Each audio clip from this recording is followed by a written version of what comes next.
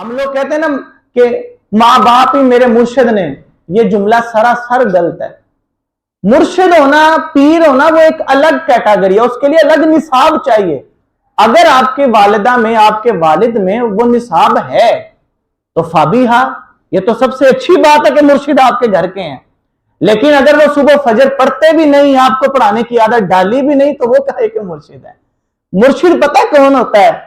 اللہ اکبر کبیرہ۔ خواجہ معین الدین چشتی اجمیری کہتے ہیں میرا بازو پکڑا میرے استاد نے، خواجہ عثمان ہارونی نے، اور کہا مجھے لے گئے حرم میں، اور حرم میں جا کے وہاں پہ فرمایا کعبے کے ساتھ میرے ہاتھ لگائے، اور ہاتھ لگا کے کہتے ہیں اللہ میں نے تجھ سے نہ پہلے کبھی کچھ مانگا نہ بعد میں مانگوں گا، میری تجھ سے دعا یہ ہے کہ اس معین الدین کو اپنی بارگاہ کا مقبول بنا دے۔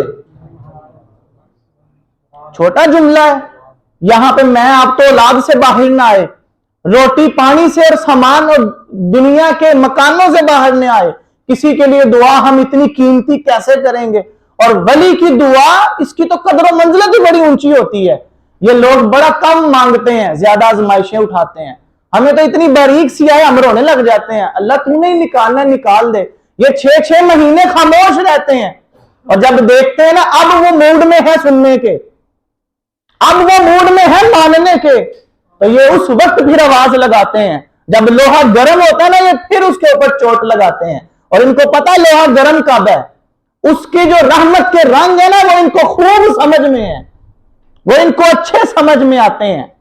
ہماری یہ بڑی عقل کی پرے پرے کی باتیں، ہم لوگ دنیا دار ہیں، دنیاوی چیزوں کو دیکھتے ہیں، یہ لوگ رحمت میں رہتے ہیں۔ کیا فرمایا تھا جناب سلطان باہو رحمت اللہ علیہ نے؟ میں شہباز کرا پروازاں وچ دریائے رحمت دے ہوں۔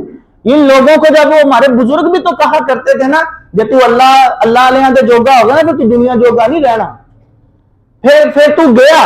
تو ایسا ہی ہوتا ہے، جب انسان اس طرف جاتا ہے نا پھر اس طرف نہیں رہتا، پھر جسم یہاں کام کر رہا ہوتا ہے اور دل وہاں کام کر رہا ہوتا ہے، اور جن کے دل ادھر ہوتے ہیں نا، اللہ اکبر کبیرہ، وہ ان کی سانسیں بڑی خوبصورت ہوتی ہیں، شفاؤں والی سانسیں ہوتی ہیں ان کی۔ کہا پروردگار عثمان آپ کی بارگاہ میں عرض یہ کر رہا ہے کہ معین الدین کو اپنی بارگاہ کا مقبول بنا دیجئے۔ کہا اس کے بعد پھر صدا آئی کہ ہم نے معین الدین کو اپنی بارگاہ کا مقبول بنایا، اور پھر فرمایا کہ زمانہ دیکھے گا، اور پھر زمانے نے دیکھا 90 لاکھ کو اپنے دست مبارک کے ساتھ کلمہ پڑھایا اور دائرہ اسلام میں داخل کیا۔ اس 90 لاکھ نے جو کلمہ پڑھا، قبیلوں کے قبیلے، علاقوں کے علاقے، دیہاتوں کے دیہات، جس ایک بندے نے مسلمان کیے، سوچئے اس کا مرشد کتنا کامل ہوگا، اس کا استاد کتنا خوبصورت ہوگا، اس کے بڑے کتنے کمال کے ہوں گے، اس کی ماں کتنی بڑی عابدہ ہوگی، اس کا باپ کتنا بڑا متقی اور پرہیزگار ہوگا۔ غیاث الدین کا وہ بیٹا جن کا نام معین الدین ہے، اللہ اکبر کبیرہ، رہتی دنیا تک اپنا نام بنا گئے، اور کوئی مانے یا نہ مانے لوگ آج بھی ان کی نام کی فاتحہ پڑھتے ہیں، اور قیامت تک پڑھتے جائیں گے۔